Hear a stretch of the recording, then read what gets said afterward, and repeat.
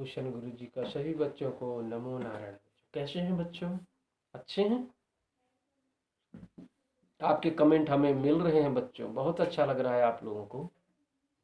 आज के प्रेरक में वीडियो में हम आपको बताएंगे कि आज का जो वीडियो है आपको बहुत प्रेरकदायी होगा कि संकट के समय में आपकी रक्षा कौन करेगा।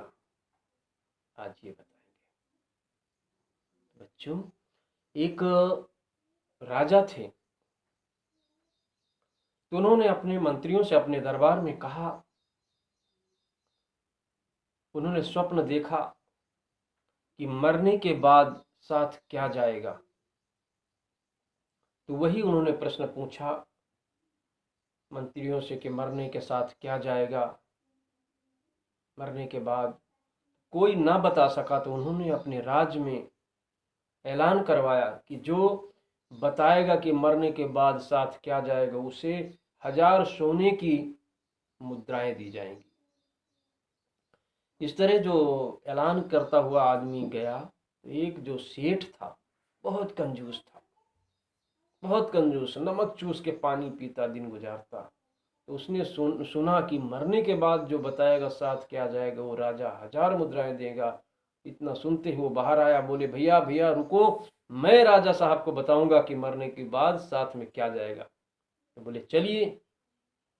तो राजा साहब के पास उसे ले जाते हैं। राजा साहब मरने की तैयारी करते हैं, सब वो बांस और कफन सब तैयारी करके चल देते हैं। रास्ते में लोग देखने के लिए बहुत भीड़ लग जाती है, लोग पीछे जाते हैं। जंगल में उसको गाड़ना था, दफनाना था, तो चले जा रहे थे। उसको करोड़ों की बिजनेस थे, कोई लड़का नहीं बच्चा नहीं। उस सेठ को पैसा इकट्ठा करते करते भूखे पैसे इकट्ठा किया, पर कोई उसको उपयोग के लिए कोई नहीं था।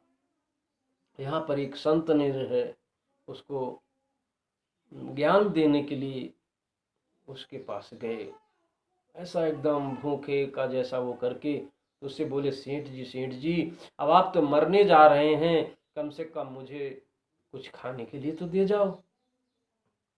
तो वो सेठ बड़ा झुल्लाता है, अरे बोले कहाँ कहाँ से चले आते हैं भीख मांगने के लिए, ऐसा वैसा जो है। वो बार बार ऐसे ही जो है वो महात्मा उसका पीछा ही नहीं छोड़ता।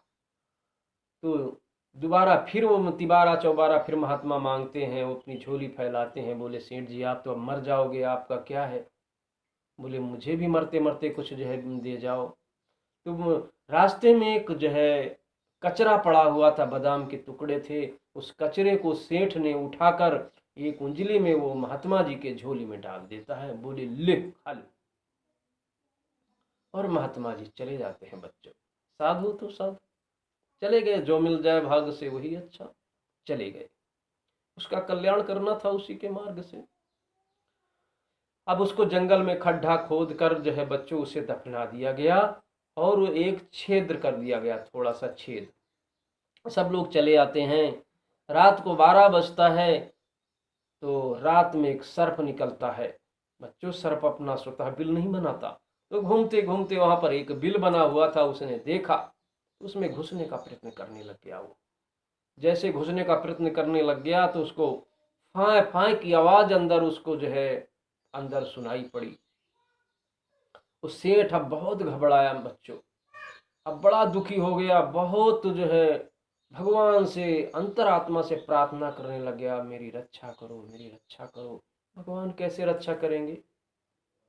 तो बच्चों वहां पर धीरे धीरे अंदर घुसता चला आ रहा था। तो जैसे ही वो फन मारे तो फन उछल जाए, तो वो जैसे फन मारता था तो उसने जो रास्ते में जो कचरा यानी बादाम के छिलके जो दिए थे बच्चों, वही कचरा वही बादाम उसको जो है सांप को अंदर नहीं आने दे रहे थे। क्योंकि उसे मालूम पड़ा कि नीचे छिलके गिर रहे थे बादाम के, तो उसने देखा कि ये तो मैं छिलके महात्मा जी को दिया था गुस्से में भीख में। तो रात्र भर वो सांप अंदर जाने का प्रयत्न करता रहा कि मैं इसको लाग जाके काट लूं, पर वो बादाम के छिलकों ने, वो कचरे ने उस सांप को अंदर नहीं आने दिया बच्चों। तो उसे बहुत पश्चाताप हुआ कि यार अरे मेरे पास इतनी करोड़ की प्रॉपर्टी है, मैंने किसी को दिया नहीं, भूखे को प्यासे को। किसी की मदद नहीं की।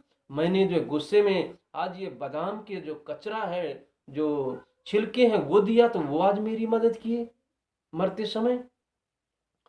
तो सवेरा हो जाता है, उसको ये ज्ञान होता है। तो जैसे लोग आते हैं उसको हटाते हैं, तो पूछते हैं तो पर वो बोलता नहीं, सीधा अपने घर जाता है। बच्चों, जितना उसके पास धन था, भूखे परेशान दुखी सबको उसे वो दान कर देता है बच्चों। उसके बाद राजा के पास जाता है, तब राजा को बताता है पूरे पूरे, राजा साहब मरने के बाद साथ जाने वाला जो है मैं आपको बताता हूँ।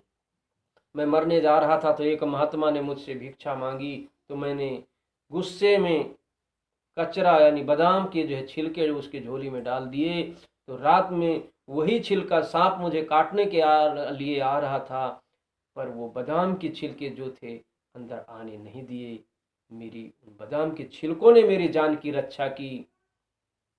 तो मरने के बाद राजा साहब साथ में जाने वाला यही है, जो आप दान करोगे, जो आप मदद करोगे। तो बच्चों, आखिर मरते समय, संकट के समय में आपकी कौन मदद करेगा?